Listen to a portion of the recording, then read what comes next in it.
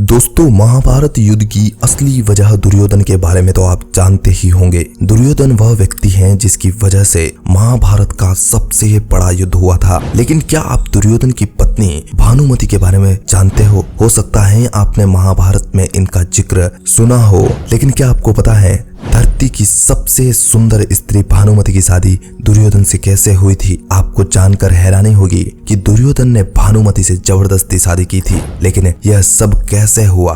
कैसे दुर्योधन ने भानुमति से जबरदस्ती विवाह किया और दुर्योधन की मृत्यु के बाद भानुमति का क्या हुआ? आज की इस वीडियो में हम इसी पर चर्चा करेंगे। नमस्कार दोस्तों, आप देख रहे हैं डिवाइन दर्शन यूट्यूब चैनल। अगर चैनल पर आप नए हो तो इसे सब्सक्राइब करना मत भूलिएगा। तो चलिए वीडियो को बिना किसी देरी के शुरू करते हैं। दोस्तों, कौरव और पांडवों के अलावा भी महाभारत के कई ऐसे पात्र हैं जो आज भी पूरी दुनिया में काफी ज्यादा मशहूर हैं। लेकिन इन मशहूर नामों के बीच महाभारत युद्ध के खलनायक माने जाने वाले दुर्योधन की पत्नी भानुमति कहां से खोजी गई थी? दुनिया के ज्यादातर लोगों को भानुमति के बारे में पता भी नहीं है और कुछ लोग तो इसे जानते भी हैं, लेकिन बस इन्हें भानुमति का नाम ही पता है, उसके आगे की कहानी उन्हें नहीं पता है। लेकिन आज के इस वीडियो के बाद आप भानुमति को अच्छे से जान जाओगे। भानुमति कंबोज के राजा चंद्रवर्मा सुंदरता से हर किसी का दिल जीतने वाली भानुमति का मन अर्जुन को चाहता था। भानुमति को उम्मीद थी कि अर्जुन भी स्वयंवर में आएंगे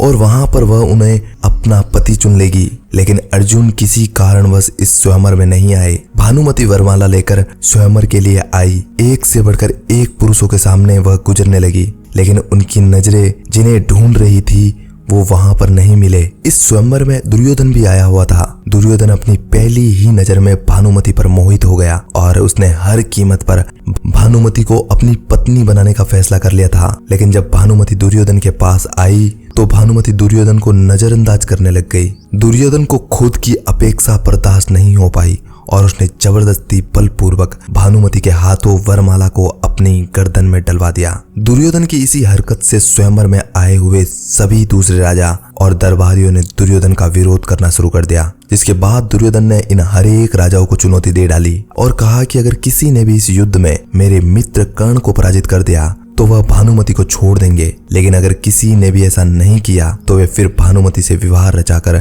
उसे हस्तिनापुर ले चले जाएंगे। कर्ण दुर्योधन का बेहद ही खास मित्र था। इनकी दोस्ती के बारे में आपने कई बार सुना होगा, इसलिए अपनी मित्रता के खातिर इस काम में वे भी दुर्योधन का साथ देने लग रहे थे। भानुमति से विवाह के क्षण रखने वाले योद्धाओं ने एक एक करके कर्ण को चुनौती देना शुरू कर दिया और कर्ण भी सबको घुटने चटा रहे थे। अंत में जरासंध ने कर्ण को चुनौती दी। कर्ण और जरासंध के बीच में काफी घमासान युद्ध हुआ, लेकिन अंत में कर्ण ने जरासंध को पराजित कर दिया। कर्ण से मिली यह हार जरासंध के जीवन की पहली हार थी। सभी योद्धाओं को हराने की खुशी में दुर्योधन ने अपने मित्र कर्ण को मालिनी राज्य उपहार स्वरूप दे दिया। अब दुर्योधन का विरोध करने वाला वहां पर कोई भी नहीं बचा था, जिसके बाद दुर्योधन भानुमति को लेकर हस्तिनापुर चले गए। दुर्योधन के सर्कल से राजा चंद्रवर्मा काफी दुखी हुए और भानुमति से किए इस दुर्व्यवहार से वे काफी ज्यादा दुखी हुए थे।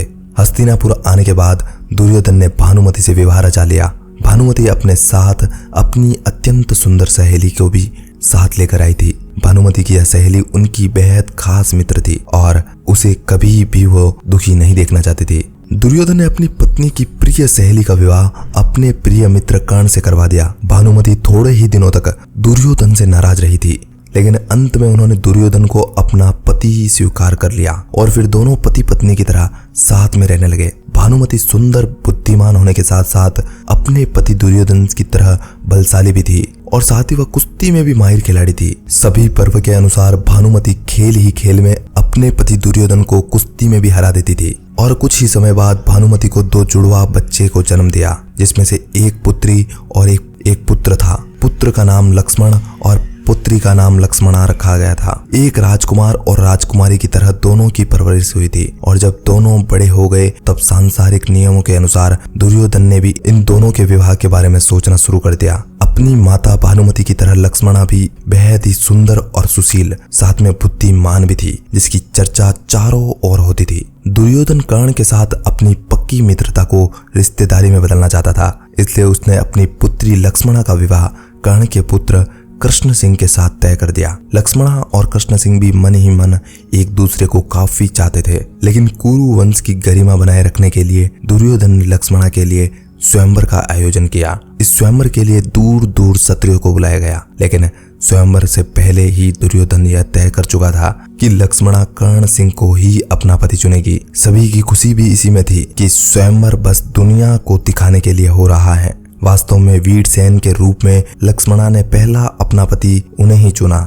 इस स्वयंवर में श्री कृष्ण के पुत्र शाम भी आए हुए थे। लक्ष्मणा की सुंदरता के चर्चे सुनकर शाम उस पर मोहित हो गए और उससे विवाह करना चाहते थे, लेकिन इस स्वयंवर में तो पहले ही यह तय था कि लक्ष्मणा कर्ण सिंह को अपना पति चुनेगी। वो वरमाला लेकर सभी के सामने से गुजरने लगी, लेकिन जब उत्साह की शिक्षा करके आगे बढ़ी तब शाम को ये उपेक्षा बर्दाश्त नहीं हो गई और दुर्योधन की बेटी के साथ उसने ठीक वैसा ही किया जैसा कि उसने भानुमति के साथ किया। शाम ने लक्ष्मणा से बलपूर्वक वरमाला को अपने गले में पा लिया।